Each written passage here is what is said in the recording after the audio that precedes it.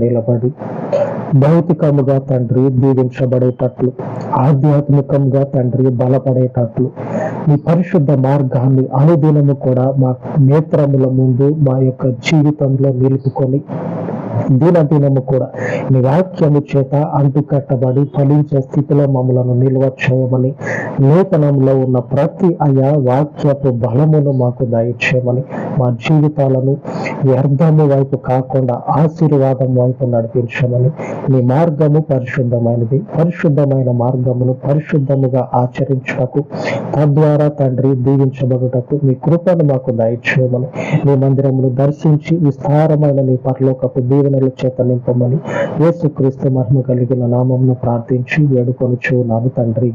ఆమేన్, ఆమేన్.